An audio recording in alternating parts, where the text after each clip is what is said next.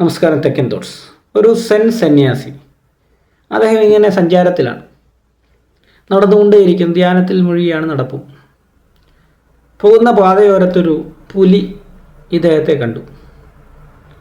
വളരെ മന്ദം ഇങ്ങനെ നടന്നു പോകുന്ന സന്യാസി ആ നല്ലൊരു ഇരയെ കിട്ടിയല്ലോ. ഈ പുലിയും പതിയെ മന്ദം അദ്ദേഹത്തെ പിന്തുടരുവാൻ തുടങ്ങി. കുറച്ച് നടന്നപ്പോൾ സന്യാസിക്ക് മനസ്സിലായി ആരോ തന്നെ പിന്തുടരുന്നുണ്ടെന്ന്. നോക്കിയപ്പോൾ വളരെ ഗംഭീരനൊരു പുലിയാണ്. അദ്ദേഹം ഒന്നുകൂടി താളനിബദ്ധമാക്കി അദ്ദേഹം നല്ല ആസ്വദിച്ചതിനെ നടക്കാൻ തുടങ്ങി.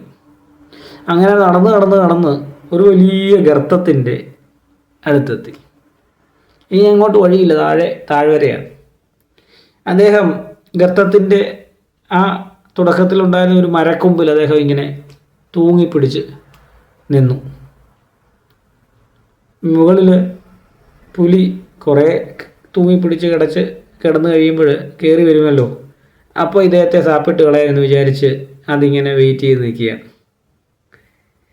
സന്യാസി താഴേക്ക് നോക്കിയപ്പോഴാണ് അതിലും രസം.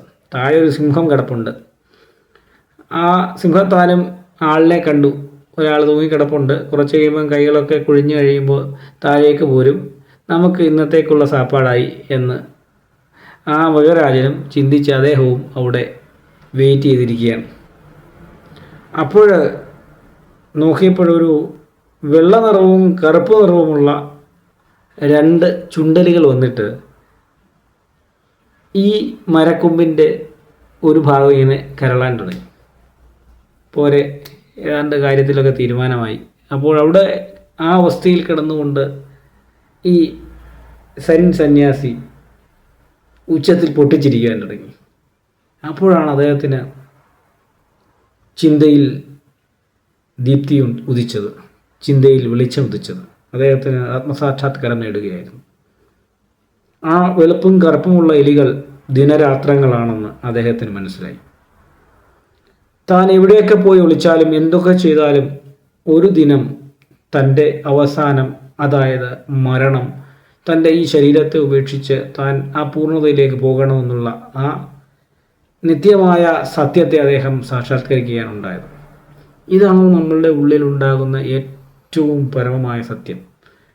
നമ്മളുടെ ഈ തത്രപ്പാടിനും വേവലാതിക്കും അങ്ങോട്ടും ഇങ്ങോട്ടുമുള്ള കുരുട്ടുബുദ്ധിയും ഉന്നയമയ്ക്കും ഒക്കെ ഒടുവിൽ ഒരു ദിവസം നമ്മൾക്ക് അന്ത്യവിധി ഉണ്ടാകും.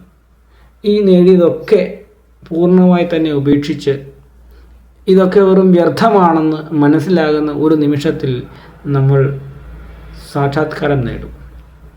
അതുകൊണ്ട് തന്നെ ആ കാലയളവിനുള്ളിൽ നമുക്ക് ഈ ശരീരത്തിനുള്ളിൽ നിന്നുകൊണ്ട് ഈ ലോകത്ത് ചെയ്യുവാൻ ധാരാളം കാര്യങ്ങളുണ്ട്. അവയൊക്കെയും നമുക്കും മറ്റുള്ളവർക്കും സകല ചരാചരങ്ങൾക്കും ഈ ലോകത്തിനും ഗുണകരമായ കാര്യങ്ങളാണ് എന്നുള്ളതല്ലേ നല്ലത്. അല്ലാതെ വെറുതെ മറ്റുള്ളവരെ ദ്രോഹിക്കുന്ന, പ്രകൃതിയെ നശിപ്പിക്കുന്ന ആ കാര്യങ്ങൾ ചെയ്താൽ നാമും ഒരു മൃഗവും അല്ലെങ്കിൽ ദുഷ്ട ജന്തുക്കളും തമ്മിൽ എന്ത് വ്യത്യാസം? അപ്പോൾ നമ്മൾ ഈശ്വര ചൈതന്യങ്ങളെ, അവരുടെ അവതാരങ്ങളെ ഒന്ന് ശ്രദ്ധിച്ചാൽ മതി. അതേത് മതത്തിൽപ്പെട്ടവരാണെങ്കിലും ഏത് വിശ്വാസത്തിൽപ്പെട്ടവരാണെങ്കിലും ആ വിശ്വാസ ചൈതന്യങ്ങളുടെ അവതാരങ്ങളെ ഒന്ന് ശ്രദ്ധിച്ചാൽ അവരൊക്കെ ഈ രീതിയിലായിരുന്നു പ്രവർത്തിച്ചിരുന്നത്. അന്യർക്ക് വേണ്ടി, മറ്റുള്ളവർക്ക് വേണ്ടി എന്നുള്ളതല്ലാതെ സകല ലോകത്തിന് വേണ്ടിയും അതോടൊപ്പം നമുക്ക് വേണ്ടിയും പ്രവർത്തിച്ചവരാണ് പുണ്യാത്മാക്കൾ അഥവാ അവതാരങ്ങളൊക്കെയും തന്നെ. വെളുപ്പും കറുപ്പുമുള്ള ചുണ്ടലുകൾ നമ്മളുടെ ഈ മരക്കൊമ്പ് കാർന്ന് തിന്നുന്നുണ്ട് എന്നുള്ളത് മനസ്സിലാക്കുക. നന്ദി, നമസ്കാരം. ഇത്തരം കാര്യങ്ങൾ ചർച്ച ചെയ്യുവാനും പങ്കുവെക്കുവാനും എൻ്റെ ഈ ചാനലൊന്ന് സബ്സ്ക്രൈബ് ചെയ്യുക. മണിയുടെ ശബ്ദവും ഒന്ന് മുഴക്കിയാൽ നന്ദി.